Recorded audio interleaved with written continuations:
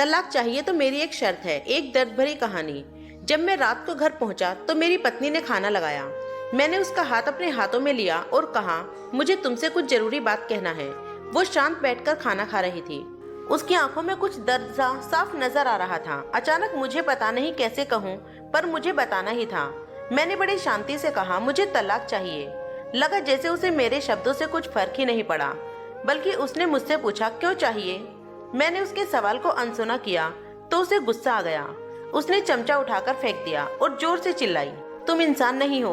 उस रात हम दोनों ने एक दूसरे से बात नहीं की। वो रो रही थी। मुझे पता था कि वो जानना चाहती थी कि आखिर ऐसा क्या हुआ जो हमारा रिश्ता टूटने की कगार पर आ गया।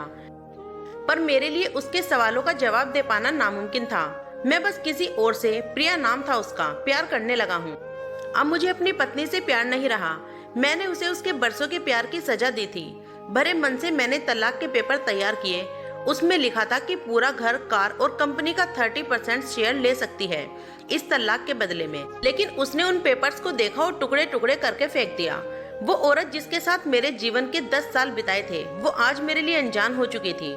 मुझे इन 10 सालों का जो उसने मेरे साथ बर्बाद किए, मगर मैं क्या करूं? जो हो चुका उसे मैं बदल नहीं सकता, क्योंकि मैं किसी और से अपनी पत्नी से भी ज्यादा मोहब्बत करने लगा था।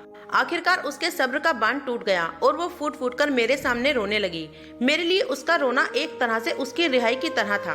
तलाक की ये बात जो कई दिनों से मेरे मन में चल रही थी, मुझे परेशान कर रही थी, अब बिल्कुल साफ हो चुकी थी। अगले दिन मैं घर काफी देर से आया। मैंने देखा कि वो टेबल पर बैठकर कुछ लिख रही थी। मैंने शाम का खाना नहीं खाया था, लेकिन फिर भी मैं सीधे ऊपर जाकर अपने कमरे में सो गया, क्योंकि पूरा दिन प्रिया के साथ रहने और कई जगह घूमने के बाद मैं थक गया था। वो शायद रात को उसी टेबल पर लिखते लिखते सो गई थी। सुबह उसने तलाक देने की शर्त मुझे बताई। वो मुझसे कुछ भी लेना नहीं चाहती थी। उसे सिर्फ तलाक से पहले 1 महीने का समय चाहिए था। उसने आग्रह किया कि इस 1 महीने में हम दोनों वही पुराना वाला जीवन जिए जितना संभव हो सके, क्योंकि आने वाले महीने में हमारे बेटे की परीक्षा है। वह नहीं चाहती थी कि हमारे टूटे रिश्ते का प्रभाव उसकी पढ़ाई पर पड़े। मुझे भी यह ठीक लगा, मगर वो कुछ और भी चाहती थी। जिसे शादी के दिन मैं उसे उठाकर अपने शयन कक्ष तक लेकर आया था, उसी तरह हर रोज 1 महीने तक उसे शयन कक्ष से उठाकर मुख्य द्वार तक ले जाऊं। मुझे लगा यह पागलपन है, मगर इन आखिरी दिनों को थोड़ा अच्छा बनाने के लिए मैंने उसकी यह शर्त स्वीकार कर ली। मैंने प्रिया को अपनी पत्नी की सभी शर्तें बताई। वो हंसने लगी। उसे लगा मेरी पत्नी कितने भी तरीके आजमा ले, तलाक तो होना तय है। मेरी पत्नी और मैं किसी से भी इस दौरान नहीं मिले थे, लेकिन उस दिन जब मैं उसे पहली बार उठाकर गेट तक लेकर गया तो हम दोनों काफी अजीब महसूस कर रहे थे। पीछे से हमारा बेटा भी खिलखिलाकर हंस रहा था। अगले दिन यह काम थोड़ा सामान्य और आसान हो गया।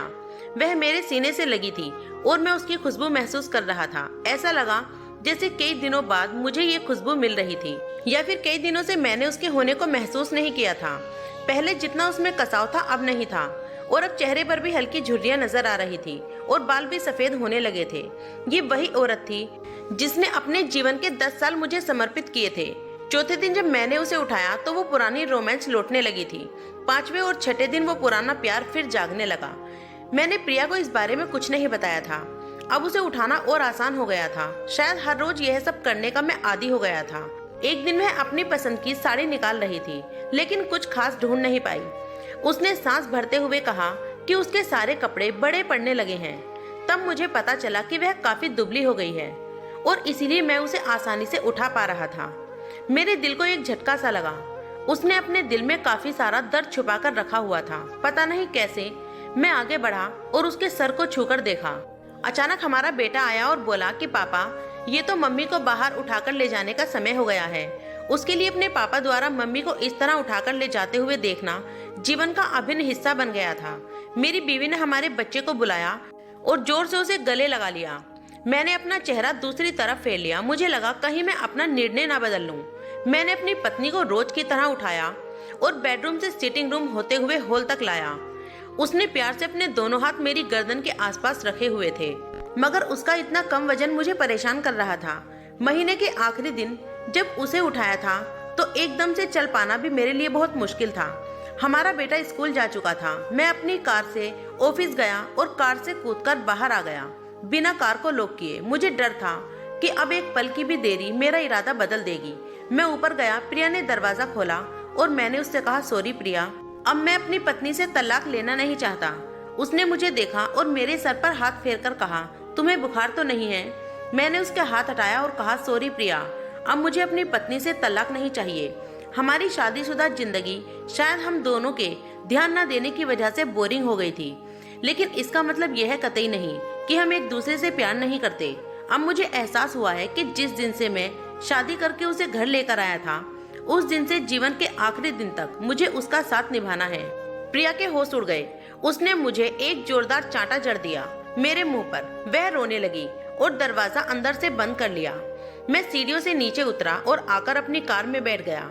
आगे एक फूल वाले की दुकान पर रुका और अपनी प्यारी पत्नी के लिए एक सुंदर सा गुलदस्ता लिया। दुकानदार ने पूछा कि इस पर क्या लिखना है। मैंने मुस्कुराते हुए कहा कि मैं तुम्हें जीवन के आखिरी दिन तक यूं ही उठाता रहूंगा, मेरी अर्धांगिनी। उस शाम जब मैं घर आया, हाथों में गुलदस्ता लिए, मेरे चेहरे पर एक मुस्कान थी।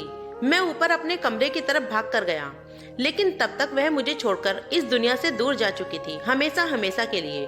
वो कई दिनों से कैंसर से लड़ रही थी, लेकिन मैं प्रिया के साथ इतना खोया हुआ था कि कभी ध्यान ही नहीं रहा।